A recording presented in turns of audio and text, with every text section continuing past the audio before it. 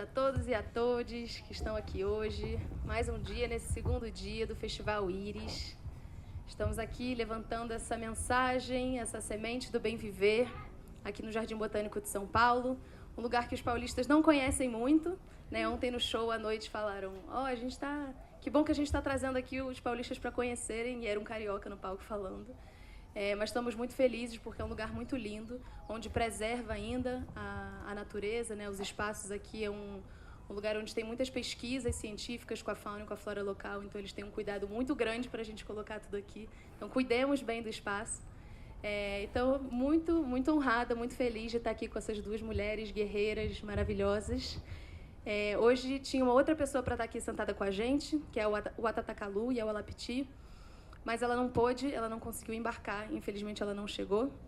Então a gente pede desculpas, mas segue aqui com essas mulheres incríveis, mulheres maravilhosas, para falar sobre esse tema, feminino e floresta, o levante matrifocal da terra. E eu acho que quando a gente pensa, né, o que isso significa? Eu acho que quanto mais a gente tenta definir, mais a gente compreende a essência do que é isso, esse levante. E eu gosto muito de um mito, que é o mito da Buyuna, que é uma cobra. É um mito amazônico que algumas etnias cultuam, mas que fala sobre essa cobra que navega no fundo das águas, né? E que tem esse poder tanto de virar as embarcações, como de mudar o curso do rio.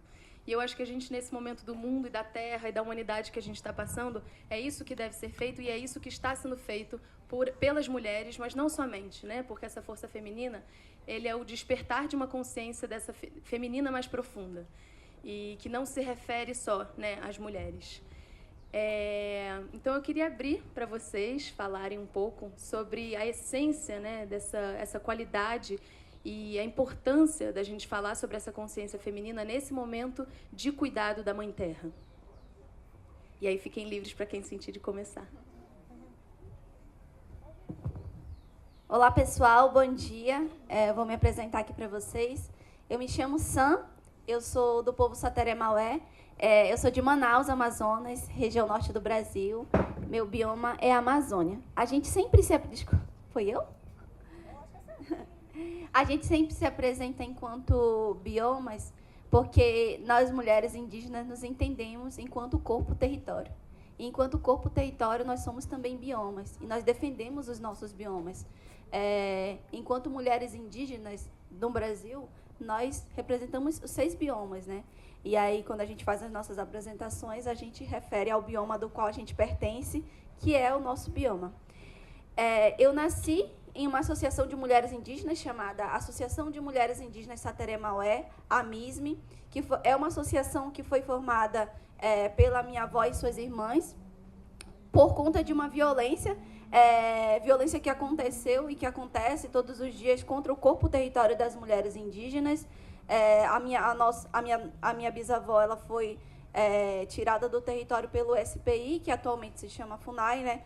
E por conta de que o marido dela tinha falecido, ela tinha 6 filhas e não tinha quem caçasse, quem pescasse, e eram 6 mulheres, meninas, jovens e tudo mais.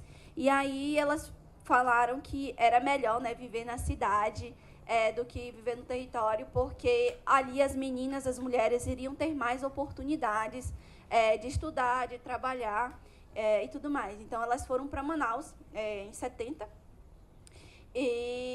Só que não foi isso que aconteceu, né? Quando as mulheres chegaram em Manaus, elas sofreram todo tipo de violências e violações. Tiveram que trabalhar em casa de família, tiveram que ir para as escolas não indígenas, e em Manaus a gente tem um preconceito muito grande, em todas as cidades, né?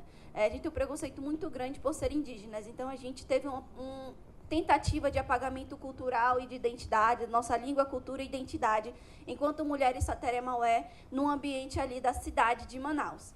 E aí foi que, por perceber todo esse tipo de violências e violações, que elas decidiram se organizar em associação e se organizaram, articularam, e na década de 90 a associação já estava institucionalizada, e o nosso carro-chefe sempre foi a venda e a fabricação do artesanato como forma de resistência.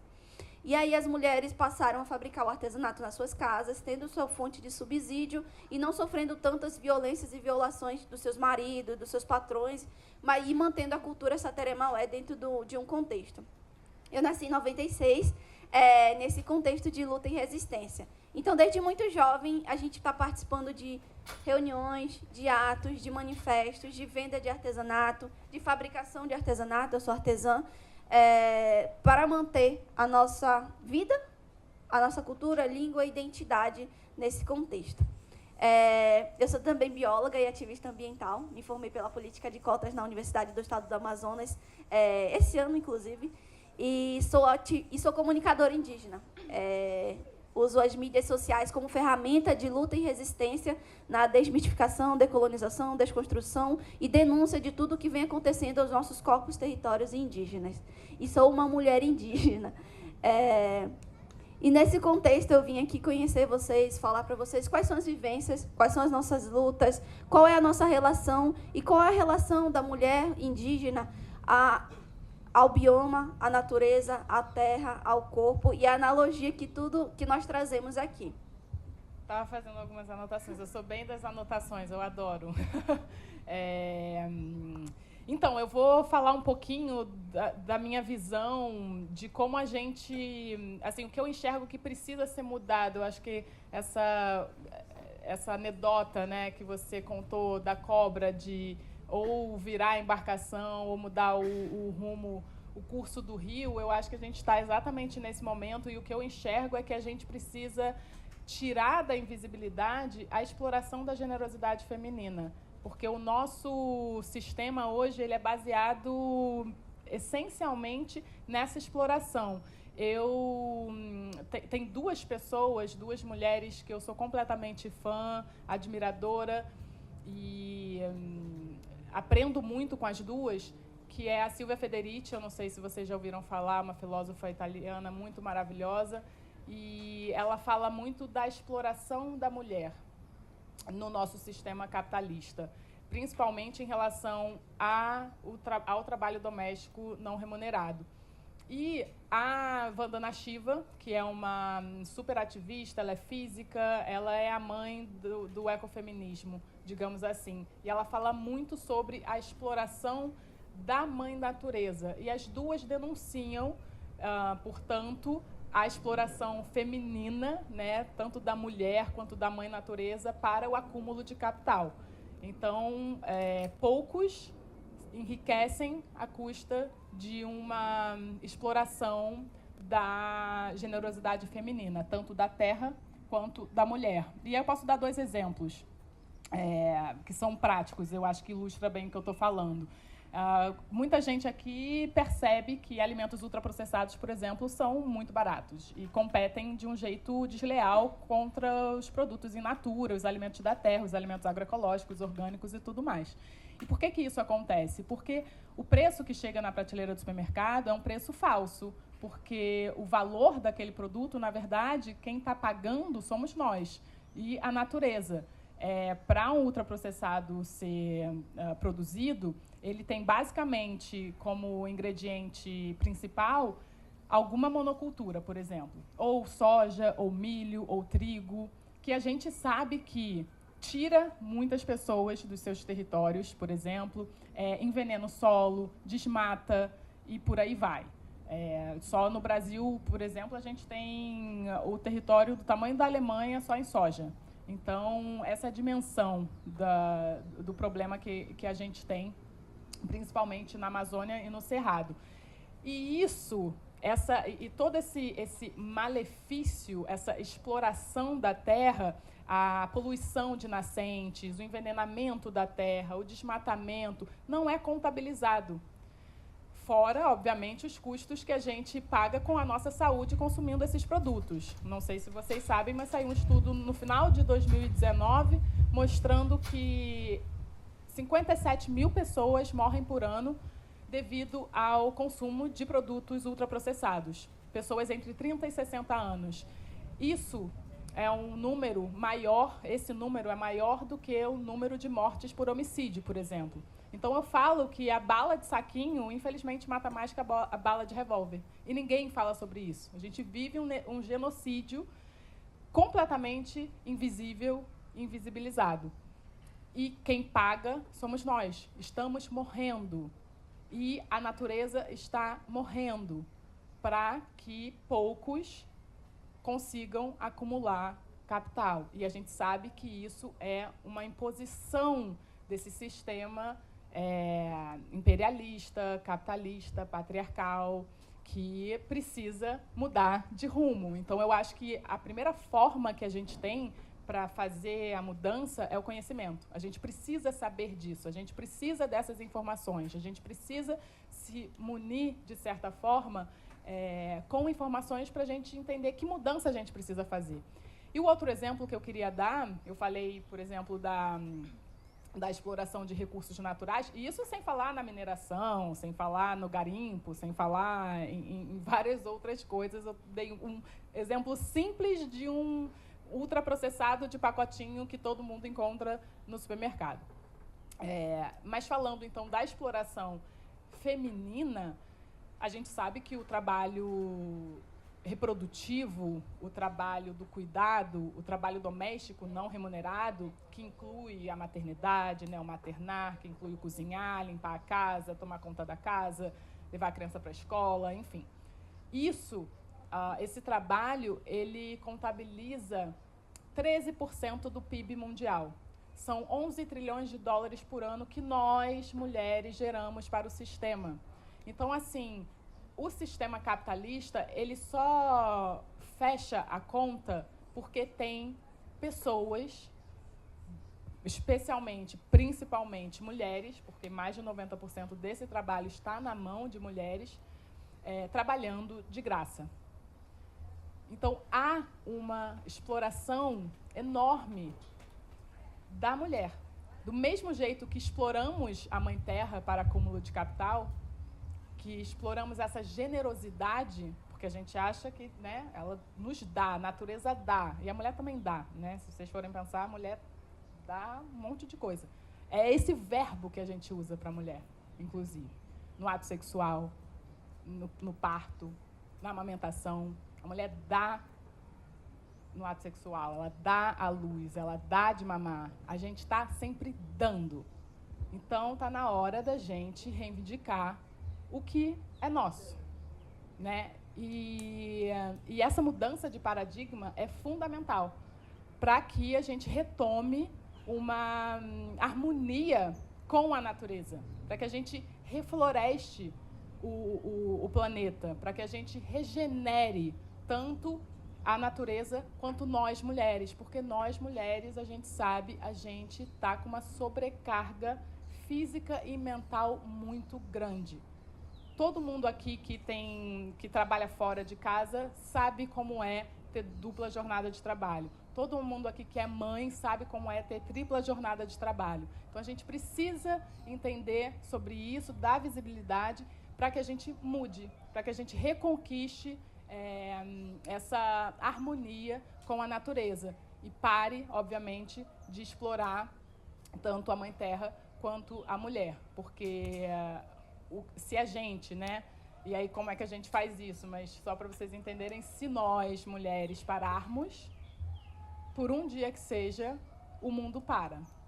Ninguém consegue fazer outro trabalho enquanto a casa está totalmente bagunçada, a pia cheia de louça, a criança que não tem ninguém para levar para a escola, enfim. O trabalho doméstico, ele faz com que todos os outros trabalhos sejam possíveis. A gente só consegue escrever, a gente só consegue filosofar, a gente só consegue estudar, cantar, tocar, brincar, quando esse trabalho está sendo feito, quando esse trabalho é feito. E ele normalmente é feito por uma mulher. Então, há uma exploração muito grande e como a gente muda isso. Agora, partindo para a conclusão, que eu joguei muita bomba aqui, né, gente? Eu sei, desculpa, é uma manhã de domingo e vocês querendo ouvir. Mas, assim, o melhor de tudo é que eu acredito... Tá tudo bem? Ah, bom. É que vai. povo é bomba aqui, bomba ali, a gente quer, né, colocar paz no mundo e tô aqui só... Oi? É o conhecimento, pois é. Infelizmente, a realidade é essa. Então, a gente precisa conhecer a realidade para mudar. Mas isso que eu ia chegar, assim, o legal, eu acho, da gente estar aqui compartilhando e trocando, é que acredito eu que todo mundo aqui pode sair com um pensamento mais iluminado e chegar a uma solução. Nem que chegue em casa e fale, olha, agora aqui o trabalho é 100% dividido, sabe? É 50 para mim e 50 para você. Então, não vai ter mais... A exploração, se houver, ela vai ser tirada da invisibilidade e falar, tá, olha só, eu estou fazendo isso, como é que a gente faz para mudar esse negócio aqui? Porque senão eu vou enlouquecer. E aí, então... então, a conclusão que eu ia... que eu vou fazer, que eu queria fechar, é que a gente precisa... o que a gente pode fazer para mudar isso? Com certeza, mudando o nosso sistema alimentar, o que é muito difícil, mas é necessário. A gente precisa mudar completamente a forma como a gente produz, como a gente distribui, como a gente consome e como a gente descarta os alimentos. Isso é essencial. E a gente precisa mudar a forma como a mulher é explorada na sociedade. E talvez uma das melhores formas para a gente fazer isso é reconhecendo, redistribuindo, valorizando e remunerando o trabalho doméstico. Então, são duas soluções que a gente pode vislumbrar. Difícil mas não é impossível. Então, que a gente possa pensar mais sobre isso. Tem que botar bomba sim. Ontem a gente estava aqui com a deputada federal Erika Hilton, maravilhosa, e ela falou sobre essa necessidade da gente, da indignação como ferramenta, né? Se a gente faz uma simples autoanálise, a gente olha para o mundo e a gente vê, a gente se indigna e a gente começa a fazer alguma coisa para transformar. E você falou muito sobre a necessidade do conhecimento, né? O conhecimento como essa chave. E eu acho que vocês duas têm esse papel, né? De trazer esse conhecimento diariamente, de estar trabalhando com as mídias sociais, com as novas tecnologias, para trazer aí uma nova mensagem, para romper esses imaginários colonizados. E aí eu queria saber um pouquinho de vocês nesse lugar, né? De estarem nessa linha de frente. Ontem a gente falando sobre essas diferentes trincheiras que a gente tem que estar também, né? E nessa trincheira da mudança de narrativa, dessa disputa de narrativa, queria que vocês falassem um pouco sobre esse papel dessa criação de novas imagens e desse reflorestar de imaginários.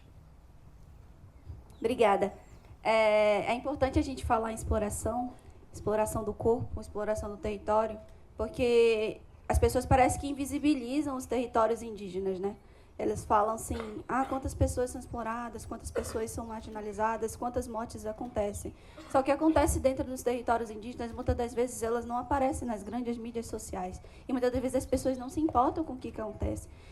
A gente comenta aqui sobre o que a gente come, o que a gente veste, o que a gente faz, mas a gente não sabe de onde vem. A gente tem aqui no Brasil, e não é só ações que a gente pode fazer no dia a dia que podem contribuir para isso. A gente tem aqui no Brasil várias empresas que exploram territórios indígenas e que causam a morte de pessoas indígenas, de parentes indígenas e de mulheres indígenas. Nós, enquanto mulheres indígenas, nós entendemos o território como o nosso corpo. E todo o nosso bioma é um corpo de uma mulher indígena, principalmente, porque é o nosso território que dá vida, e é uma mulher que dá vida, e é o nosso território que dá luz, e é uma mulher que dá luz. Então, a gente entende o nosso bioma, o nosso corpo e o nosso território como uma mulher indígena que dá a luz. E nós entendemos também o nosso território como analogia, e nosso corpo também como uma analogia, né? Os nossos rios, eles são como veias dos nossos corpos. Então, todas as vezes que a gente vê dentro dos nossos territórios, falando ainda em exploração, dragas de garimpo entupindo as veias dos nossos rios, a gente entende que nós, enquanto pessoas, estamos sofrendo um infarto, porque quando as nossas veias são entupidas, o planeta entra em infarto. Então, nós estamos sofrendo um infarto. Quando a gente vê as nossas florestas em chamas, nós estamos sendo queimados, nossos cabelos estão sendo queimados, nossa vida, nossas pessoas estão sendo queimadas. Então, a gente entende que todo esse processo de destruição é um processo de autodestruição. A gente não está destruindo uma simples árvore, a gente não está destruindo um simples rio, a gente está destruindo pessoas, vidas e tudo mais. E as pessoas parecem que, quando elas citam em questões da humanidade, elas acham que não existem pessoas por trás disso. Só existem as árvores, os rios, e tudo que é bonito, e tudo que é verde, tudo que é vida, bioma, meio ambiente. Mas existem pessoas que são exploradas dentro dos territórios. Existem pessoas que estão há milênios e séculos ali guardando isso para que isso não seja explorado, para que isso não seja devastado, para que isso não acabe. A gente tem um Brasil que, antes da invasão, era 100% território indígena. Mas, após a invasão, agora nós temos o quê? 13,8% do território nacional, terra indígena demarcada. E a gente sabe que os territórios demarcados são as terras que mais se tem preservação da diversidade, da fauna, da flora, e espécies que ainda não foram nem descobertas pela ciência. Então, qual é a contribuição dos povos indígenas para a preservação do meio ambiente? Qual é a contribuição das terras indígenas para que a gente esteja aqui? Para que a gente ainda tenha um pouco de vida, de saúde, de abundância. A gente tem um relógio climático que está no nível assim. Há poucos anos em que a gente pode chegar em um nível em que o planeta pode ter reversão. Mas a gente está chegando num ponto em que a gente não tem mais como resolver as coisas. A gente vai ter que sobreviver. Quem contribui para isso? Povos indígenas, unidades de conservação, populações ribeirinhas e quilombolas que vivem dentro dos territórios indígenas e sofrem para que esses territórios eles sejam preservados. E são territórios que são alvo de garimpo, são territórios que são alvo de mineração, são territórios que são alvo de grilagens, de grandes empresas que vocês consomem delas e não sabem de onde vem o produto que vocês estão consumindo, a carne que vocês estão consumindo, a soja que vocês estão consumindo, a roupa que vocês usam, do que vocês vestem, a grande indústria. Ninguém sabe de onde vem nem para onde vai. Mas a custo de quê? Vale muito, vale pouco, mas vale o sangue de pessoas, vale a vida de pessoas, vale o trabalho das pessoas. A gente teve um relatório de mortes de parentes indígenas desde o ano de 2019, que chega a quase 800 indígenas que faleceram no Brasil na defesa dos seus territórios. Pessoas que morreram por questões de garimpo e de mineração, ações dentro do território e também de grileiros, assassinatos dentro dos seus territórios. É muito lindo as pessoas...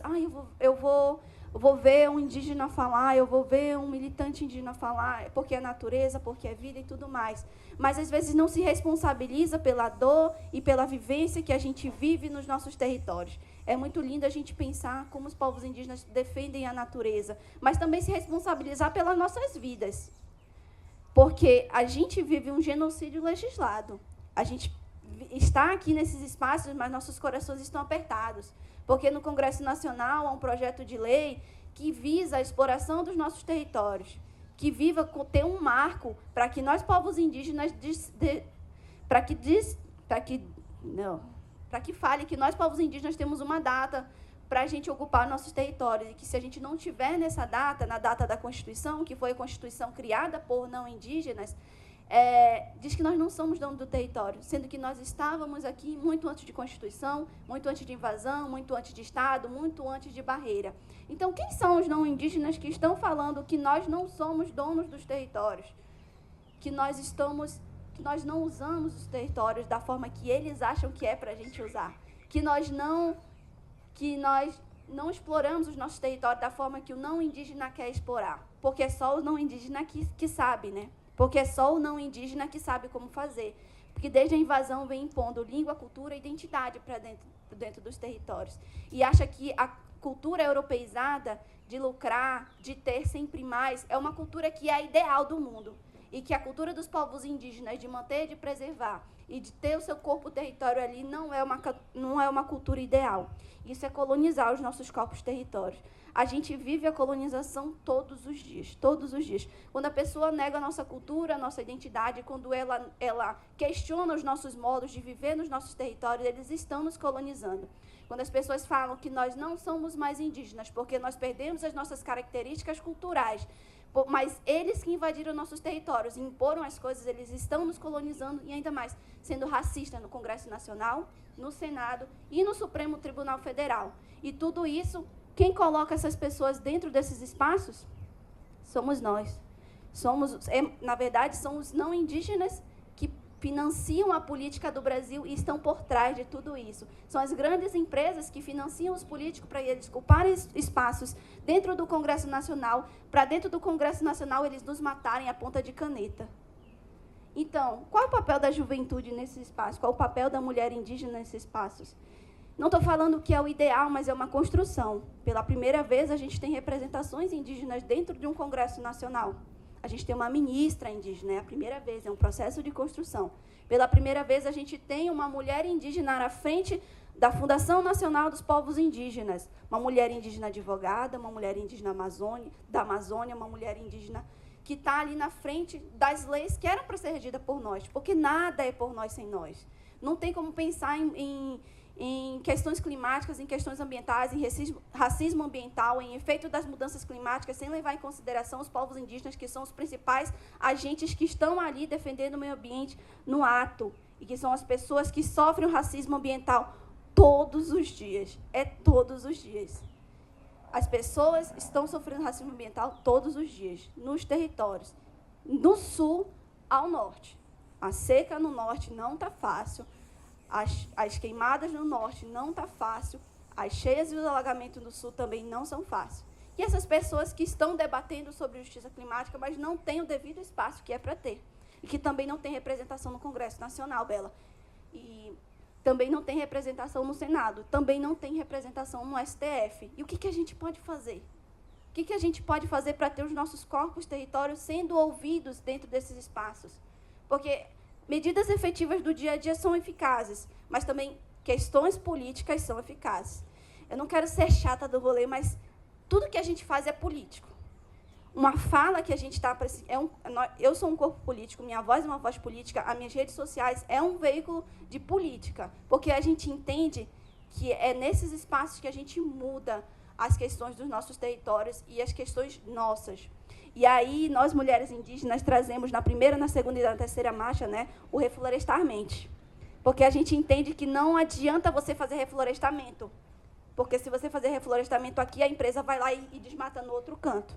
Você precisa primeiro reflorestar a mente, reflorestar a sua mente, o seu pensamento, e se entender enquanto corpo, enquanto território, enquanto bioma, enquanto parte do planeta, para poder você curar a Terra. Porque não adianta a gente fazer uma ação ali, mas ali no outro estado tá matando, está compensando, tá, e tudo mais. E a gente traz isso para dentro dos nossos debates, né? A gente teve a primeira Marcha das Mulheres Indígenas em 2019, Mulheres Indígenas, Território, Nosso Corpo, Nosso Espírito. E uma questão política e do Brasil totalmente diferente. Aí nós tivemos a segunda Marcha das Mulheres Indígenas em 2022, mulheres indígenas reflorestando mentes para a cura da terra, onde a gente lançou o Reflorestar Mentes, e agora a terceira Marcha das Mulheres Indígenas, Mulheres Biomas em Defesa da Biodiversidade pelas Raízes Ancestrais. Porque a gente entende que nós, mulheres indígenas, somos as principais afetadas pelos efeitos das mudanças climáticas nos territórios, porque somos nós que damos a vida, a luz e cuidamos de todo mundo, dos idosos, dos mais jovens, das crianças, a gente cuida de todo mundo. E quando a gente traz todo mundo para o movimento indígena, a gente tem uma luta coletiva de todos os povos indígenas do Brasil e conseguimos representações nossas em espaços importantes, que era para a gente estar há muito tempo. E é só o começo. A gente tem o quê? Algumas representações. E a gente vai querer muito mais. E a gente está lutando para isso.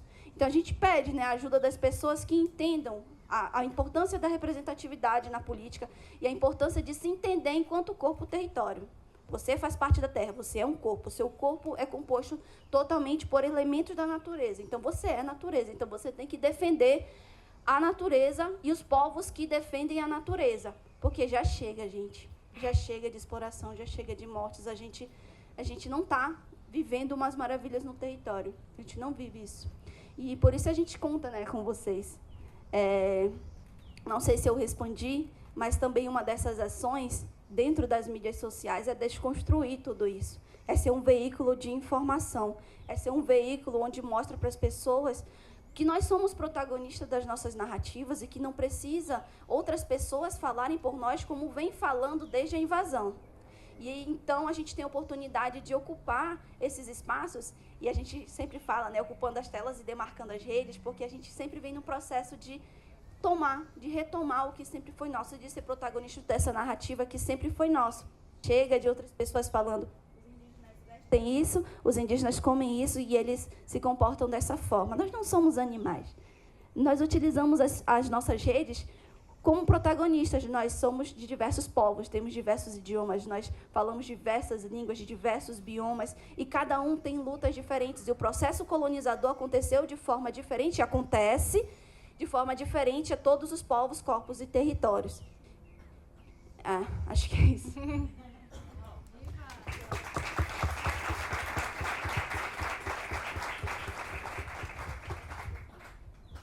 Bom, a partir da fala da Sam, minha cabeça aqui está explodindo. Muita coisa para comentar e aprender, e absorver e digerir. É sempre muito bom a gente ter essa oportunidade de escutar, né? Escutar vocês. Isso é muito incrível, porque cada vez mais que a gente escuta, que a gente entra em contato, que a gente troca com povos indígenas, a gente consegue entender que a partir da nossa cosmovisão nada vai mudar, que a partir do nosso olhar colonial nada vai mudar. A gente precisa reaprender muita coisa, a gente precisa desconstruir muita coisa. Só assim a gente vai conseguir chegar em algum lugar num senso comum. Então, eu acredito que toda oportunidade que a gente tiver de ouvir uma liderança indígena, de trocar, de conversar, é muito importante, porque isso muda muito o nosso modo de enxergar o mundo. E o que eu queria comentar, o Brasil hoje tem 220 milhões de hectares entre plantações e pastagens, por exemplo, e o mercado financeiro quer mais pelo menos 70 milhões de hectares. E, obviamente, para o agronegócio, né? E quais são esses territórios que estão... Né? Qual é a bola da vez? São os territórios indígenas. Então, é importante que a gente saiba também por que essa exploração e esse avanço continua. Né? Tem um propósito muito grande. É a continuação desse sistema que a gente, né, que eu comentei um pouco antes, esse sistema imperialista, capitalista, patriarcal de exploração da generosidade feminina, do corpo e território indígena, principalmente no Brasil, porque todo o território era, né, indígena. E aí me veio uma questão na cabeça, uma curiosidade que eu aprendi há muitos anos, e acho que da mesma forma que eu me surpreendi, muitos e muitas aqui podem se surpreender também se não souberem disso, mas é uma grande falácia, é um grande mito de que a Amazônia é uma floresta virgem, por exemplo. Quem aqui ainda pensava desse jeito? Ninguém? Não precisa ter. Eu aprendi isso tem uns 8 anos.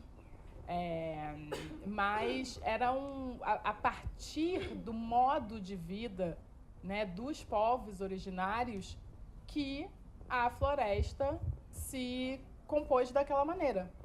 Então, a Amazônia tem um dos solos mais férteis, por exemplo. Sam deve saber muito bem sobre a terra preta de índio, que é essa terra que ela foi ocupada, né, pela agricultura nômade por pelo menos 10 mil anos. Então, é uma terra, um solo muito fértil a partir da ação humana, mas uma ação humana harmônica com a natureza. E é dessa forma que a gente precisa reaprender a se relacionar com a natureza. E isso se traduz, por exemplo, na agroecologia e na agrofloresta.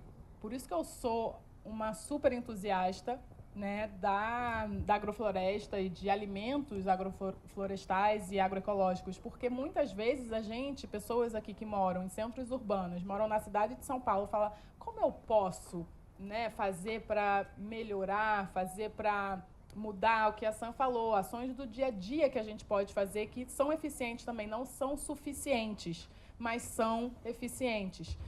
Consumindo alimentos da biodiversidade, consumindo alimentos agroflorestal, consumindo alimentos agroecológicos. É claro que não são todas as pessoas que têm a oportunidade de. Só que quem pode, eu falo sempre isso, assim, vale muito a pena, se você pode, se você tem conhecimento, se você tem todos os tipos de acesso a um bom alimento, que são acesso ao conhecimento, né, saber o que procurar, saber o que comer, saber o que consumir e entender os impactos, né, dessa escolha, tanto no meio ambiente, quanto na saúde, quanto nos corpos e territórios alheios. Entender sobre isso é fundamental. Ter o acesso, né, geográfico, conseguir encontrar esse alimento é fundamental. Tem pessoas que moram em desertos alimentares que precisam andar quilômetros de distância para achar um pé de alface, para achar uma banana, para achar uma fruta fresca, um alimento in natura que seja. Ou em pântanos alimentares, que é outra termologia que a gente utiliza, que são territórios onde você não só tem dificuldade de encontrar alimentos saudáveis, mas tem uma oferta muito grande de alimentos ultraprocessados, de rede de fast food, etc. e tal.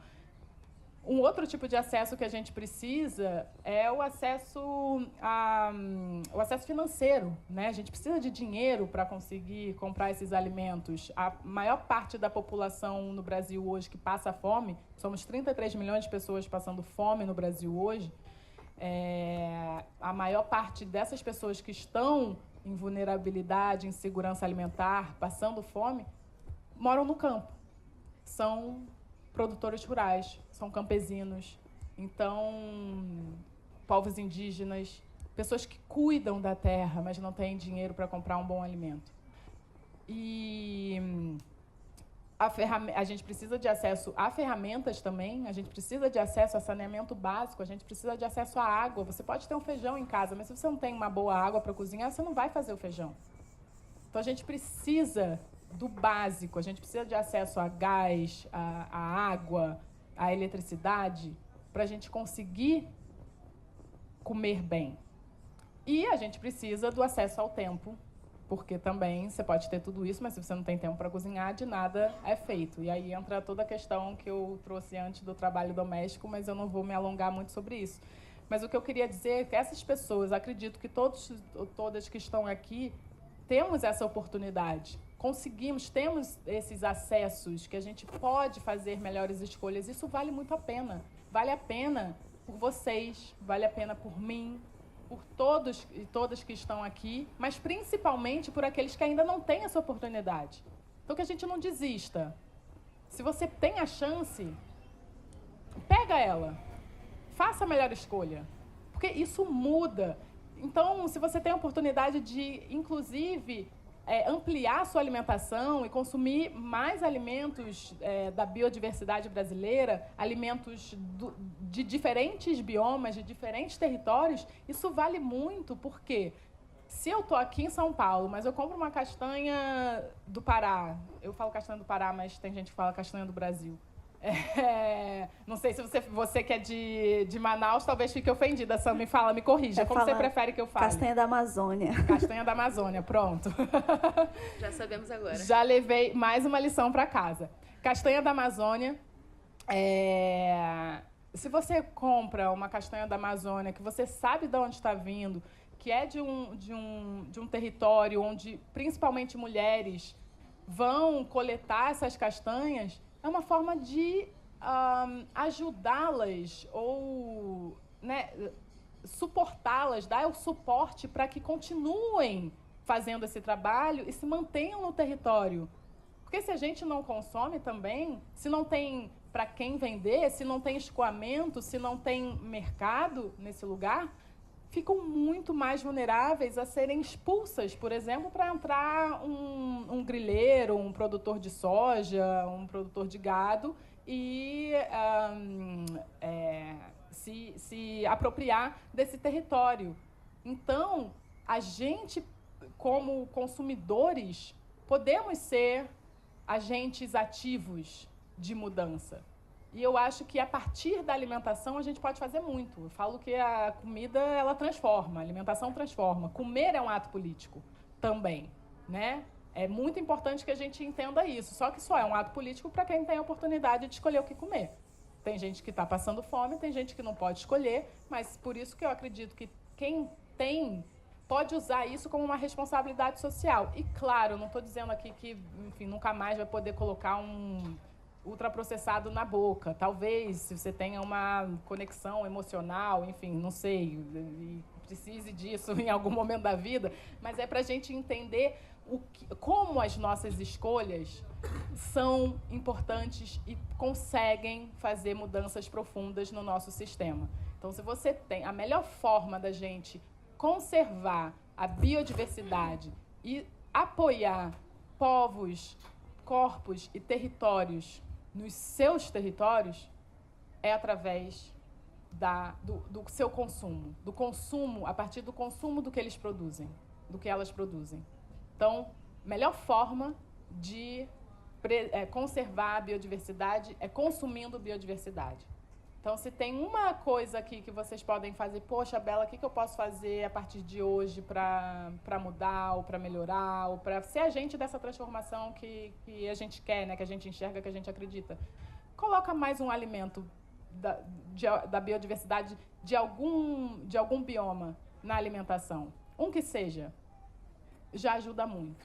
Então, ampliar as nossas opções alimentares e inserir biodiversidade no prato é fundamental para a floresta, para os corpos e para os territórios.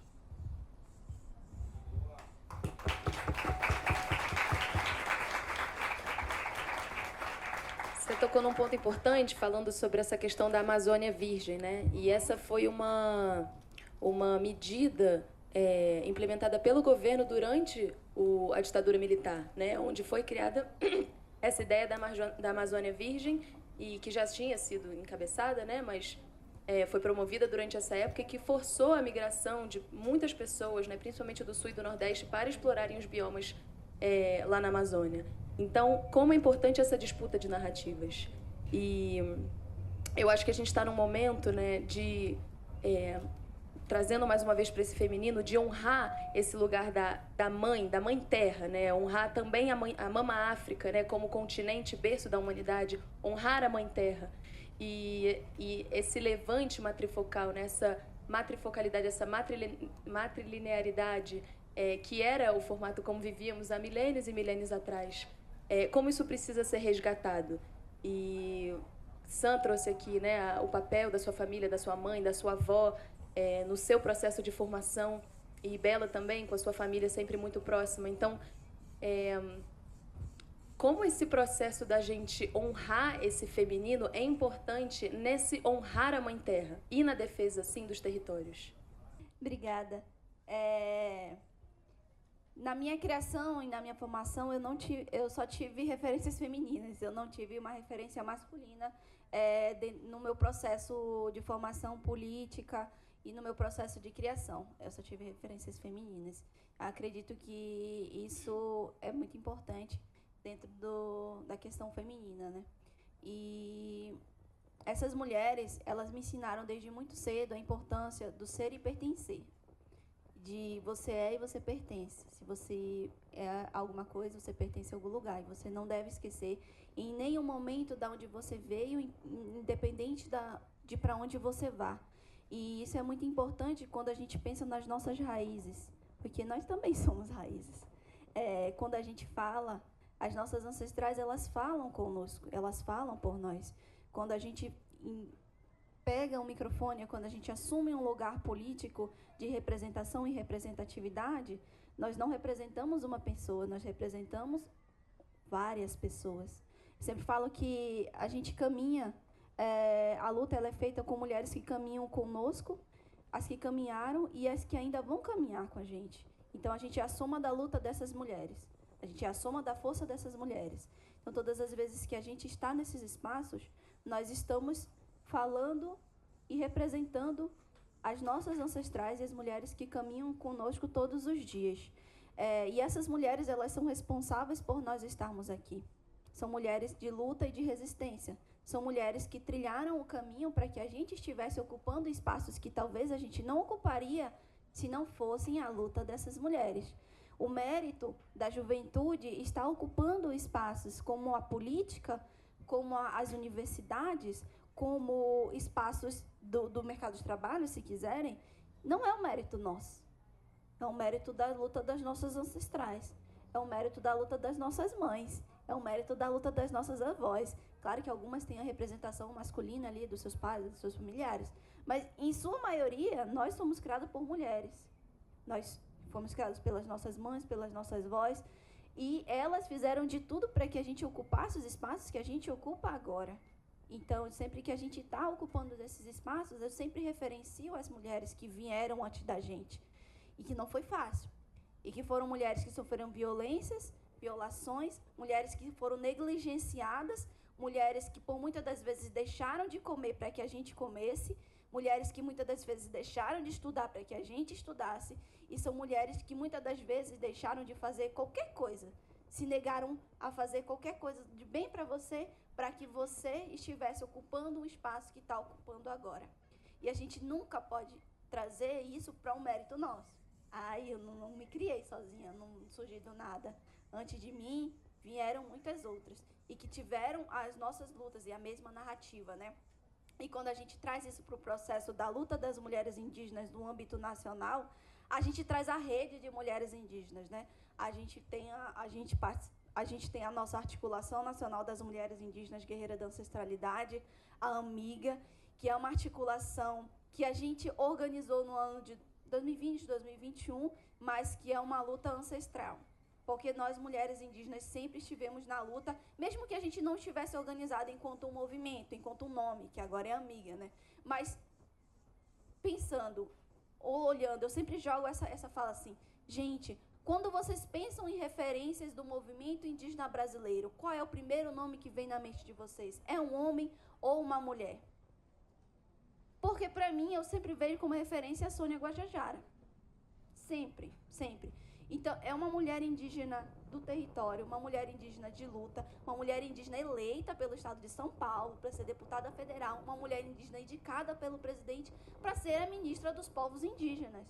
Se ele não vesse nessa mulher uma confiança e uma mulher que luta, ele não indicaria. Então, é uma questão de representatividade. Para mim, é muito, muito honroso fazer parte, estar na mesma geração dessa mulher, que é da mesma geração da minha mãe e que também é da geração da minha avó. Porque a gente sempre acompanhou a luta dela, né? E ter essa mulher nesse espaço, para mim, é muito importante. E as oportunidades que ela abre para a gente também é muito importante, porque ela não vai sozinha, ela chama as outras, né? E junto com as mulheres indígenas, a gente implementou a bancada do COCA, que foi fazer com que as mulheres indígenas nos seus estados concorressem a cargos de política e de tomada de decisão, porque a gente entendeu que não só a mobilização, claro que a mobilização, claro que o ATL, que é o Acampamento Terra Livre, e que a Marcha das Mulheres Indígenas, elas são importantes para a luta do movimento indígena. Mas a gente incide mesmo tomando decisão no Congresso Nacional, no Senado, no STF e na política do Brasil. Tá coisando aqui. Oi. Tecnologia. Então, a gente entende que essa representatividade é importante e a gente se entendeu enquanto corpo território para poder fazer isso, né? Então, a gente foi em todos os territórios, nós tivemos a Caravana das Originárias, onde a gente passou em diversos estados brasileiros, conhecendo e visitando as mulheres indígenas dos seus estados, porque antes, a gente ainda é muito julgado, isso acontece ainda muito dentro do território indígena, dos nossos territórios, é que a representatividade feminina, porque quem sai ou quem saía sempre eram os homens. Os homens iam para discutir a defesa e a política do nosso território, demarcação, saúde, educação, e as mulheres ficavam na aldeia cuidando das crianças.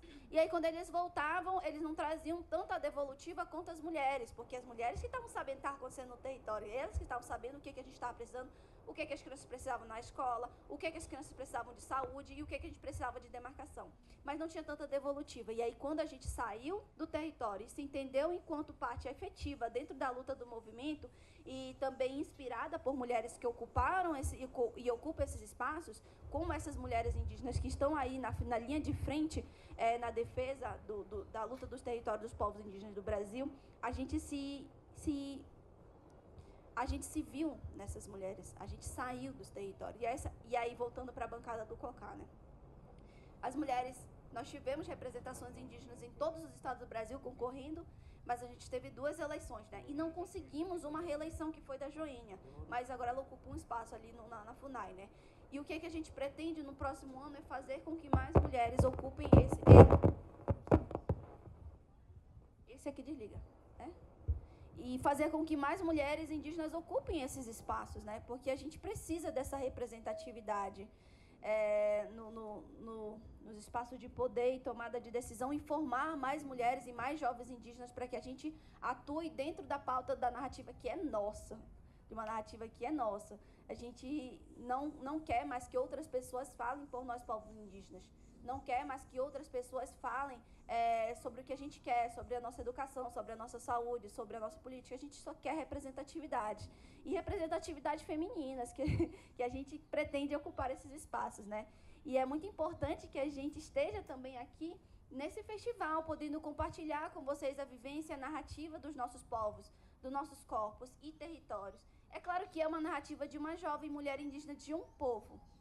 São 305 povos no Brasil. Imagine a diversidade da gente ver todas essas narrativas e todas essas questões aqui dentro de um festival, para as pessoas conhecerem, né, a história, o passado, o presente e o futuro, porque o futuro é indígena, o futuro é ancestral e o futuro é dos povos indígenas. E só agradecer mesmo e trazer somente essas vivências mesmo das mulheres indígenas para vocês entenderem o quanto é importante a gente estar nesses espaços, a gente falar, a gente ser e pertencer, e reflorestar as nossas mentes para curar a terra.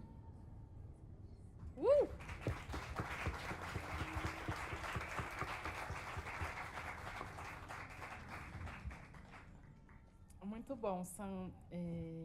Eu falar dessa ancestralidade materna e é muito interessante na minha família, porque acho que a minha família ela é muito bem representada por um patriarca, né? Ela tem um patriarca muito muito forte, e que eu acredito que duas questões na minha família. O meu pai, ele é um ser humano com uma alma muito feminina. Apesar de ser um homem, ele tem a feminilidade, ele nunca escondeu a sua feminilidade, ele sempre aplaudiu e admirou o feminino, e eu acho que isso muda muito a forma como a nossa família foi conduzida nesse lugar, como ela é amorosa, como ela é acolhedora, como ela é cuidadora, e eu acho que isso vem muito da essência feminina do meu pai. Apesar de ser homem, ele tem essa essência feminina muito forte. O arquétipo feminino é muito presente nele, talvez mais do que o masculino. Enfim, é canceriano também, né? Ajuda. Mas... E a minha mãe é uma pessoa muito importante também na família por ter sido a última mulher do meu pai. Meu pai teve 3 casamentos, né, prévios, e quando minha mãe casou com meu pai, ele já tinha 5 filhos. Então foi aquela pessoa que agregou, que acolheu, que estava junto, estava próxima. Eu lembro de crescer em casa com os almoços de domingo com a casa cheia, né? Quem tivesse no Rio, quem tivesse, né, da família, meus irmãos, meus sobrinhos, todos eram muito bem recebidos. Então, eu acho que a minha mãe é amálgama, sabe? Dessa família que muita gente hoje, por exemplo, pôde assistir na série. Né, que tem uma série da Amazon que as pessoas falam, nossa, como vocês são incríveis, e isso e aquilo. Eu acho que tem essa complementação muito incrível, tanto da alma e do arquétipo feminino do meu pai, quanto da alma e do lugar de mãe acolhedora e protetora e mãe coruja da minha mãe, que ama todos muito, assim. Então, sem diferenciação. Claro, ela tem o preferido dela, mas tudo bem. E aí, uma coisa que eu acho interessante também de contar é que quando eu fui fazer meu mestrado na Itália, isso foi em 2018, primeiro que eu tinha acabado de sair da aldeia da Pajé Bimi, tinha feito o ritual do Nishipan e tudo, e logo depois, um mês depois, eu fui para a Itália. E esse ritual, quando eu tomei o Nishipan, que é a ayahuasca, foi muito potente para mim, porque eu tive uma reconexão muito forte com a maternidade. Porque eu tive o meu filho, para quem não sabe, eu tive ele em casa, na banheira, ele nasceu ali, de um jeito muito simples, muito natural, muito gostoso. E a minha filha, que foi a primeira, ela nasceu no hospital de parto normal, porém eu sofri violência obstétrica, episiotomia, não sei se vocês sabem, mas é aquele corte que fazem no períneo, e arruinou a minha vida por um tempinho. E eu decidi, então, quando tive o Nino, né, quando estava grávida do Nino, de ter em casa. E no ritual, quando eu tomei o Nishipan e tal, uma das visões que eu tive foi de ter a minha filha. Eu revivi o parto, na verdade. Eu revivi o parto do Nino com a Flor. Ou seja, eu tive ela da forma como eu, talvez, sempre imaginei e gostaria. E foi um reencontro e talvez seja essa palavra, um reencontro, um redescobrimento do amor incondicional que eu experimentei com o Nino muito forte desde o primeiro momento e que foi restabelecido com ela naquele lugar, quanto tempo depois? Acho que 10 anos depois do nascimento dela. Então foi muito importante. E aí eu fui numa massagem, numa terapeuta, e que me falou muito que a minha viagem era para a reconexão do meu feminino. Que eu estava querendo fazer esse mestrado lá na Itália e tal, e eu fiquei com isso na cabeça. E quando eu cheguei lá, fui falar para minha mãe para onde eu estava indo, e ela falou, nossa, você está indo para a terra da sua bisavó. E eu falei, porque eu tenho ascendência italiana. E aí eu falei, uau, era exatamente a mesma cidade. E eu não sabia.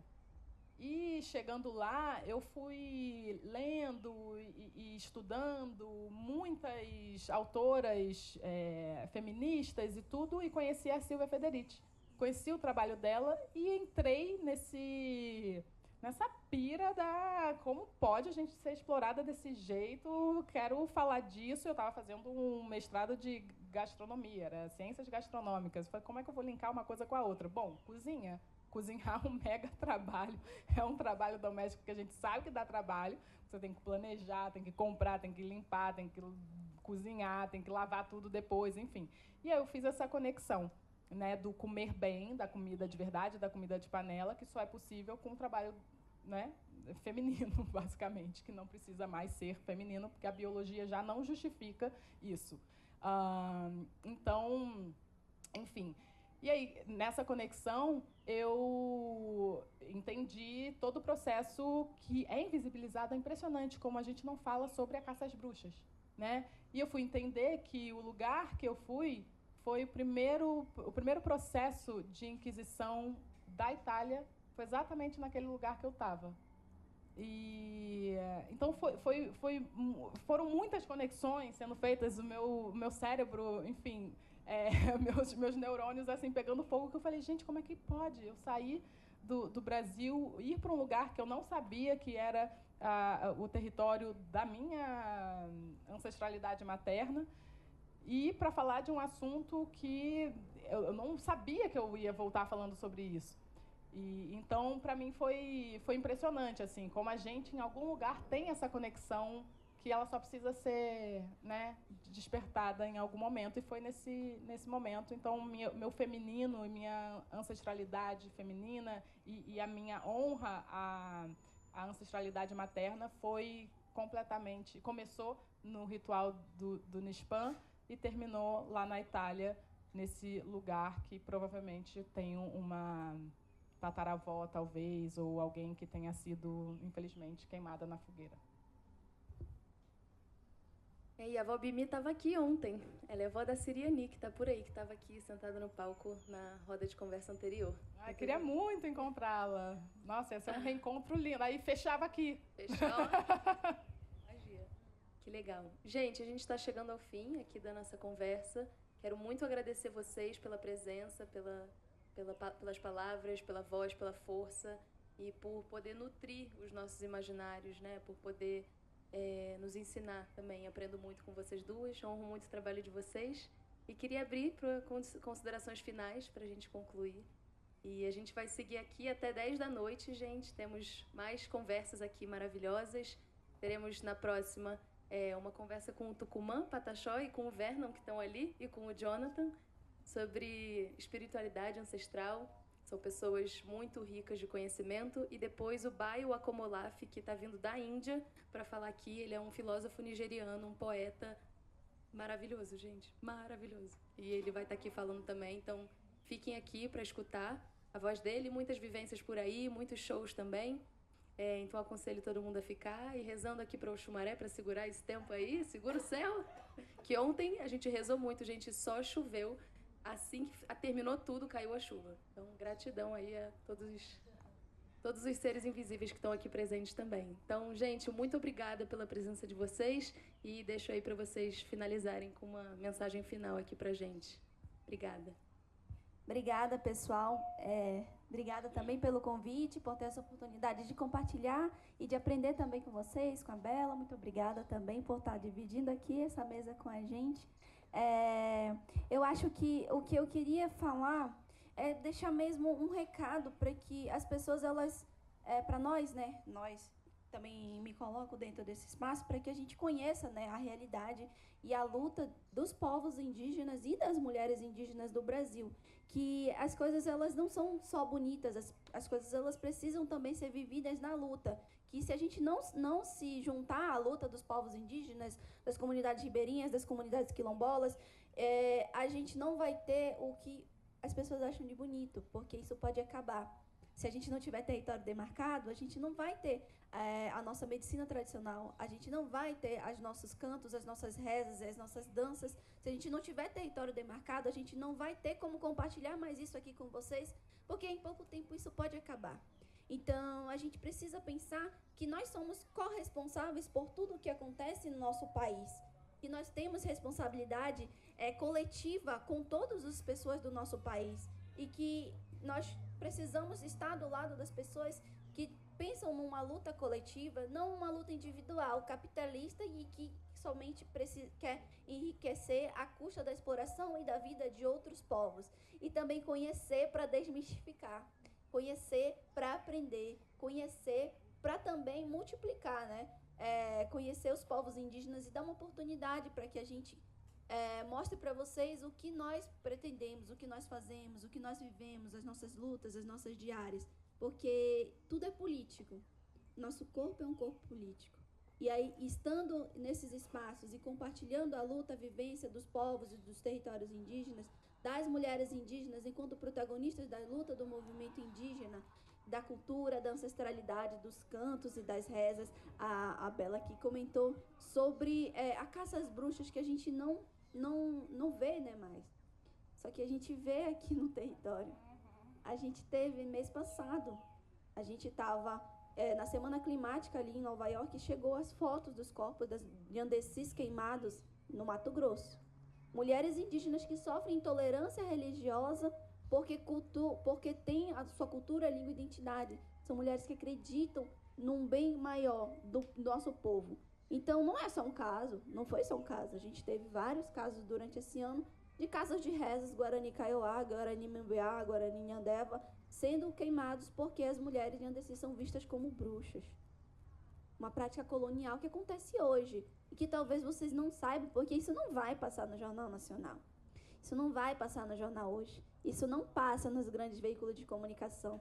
E é por isso que vocês têm que seguir pessoas indígenas e estar em contato com a luta dos povos indígenas para que todas as informações que aconteçam, de fato, nos nossos territórios, a gente saiba. E aí a gente aprenda a defender os povos indígenas, tal como protetores e defensores do meio ambiente, da cultura, língua, identidade e da medicina tradicional, que também é um processo, né, para outras rodas de conversa, um processo e tudo mais. Mas é mesmo agradecer esse tempo que a gente teve aqui de partilha, esse tempo que a gente teve aqui de consulta. Obrigado pelo convite também. É muito prazeroso estar aqui, a gente sair do nosso território, sair da nossa vivência, para compartilhar um pouco do que a gente vive com outras pessoas e aprender também sobre outras vivências, porque o ser humano é uma construção e a gente vive em construção. E hoje a gente construiu mais um pedacinho da nossa história e hoje a gente construiu mais um pedacinho da nossa narrativa, vivendo o que a gente está vivendo aqui. Muito obrigada, pessoal. Msatere Maué, Taiwaku Sese Menhambé, que significa muito obrigada a todos vocês.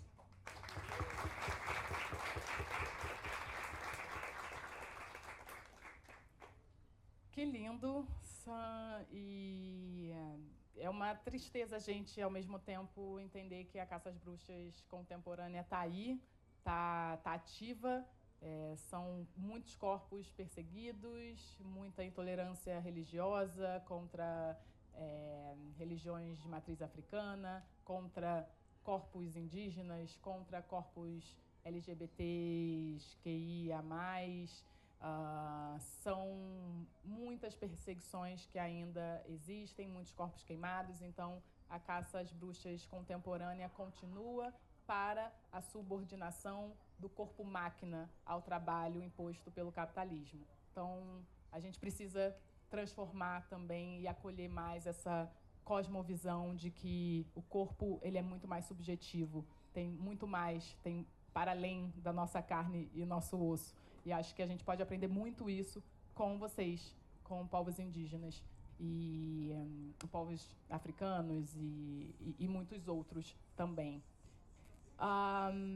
E eu queria agradecer Nikita, agradecer sua irmã Natasha, agradecer sua mãe Connie por levantar isso e continuar e perseverar e proporcionar esses encontros. Então, muito obrigada pela resistência de vocês, por fazerem esse tipo de encontro, esse tipo de festival acontecer, e que venham muitos outros pela frente, porque eu acho que está aqui o caminho da transformação. Vocês são parte da cobra, da mudança. Então, muito obrigada. Agradeço muito o convite.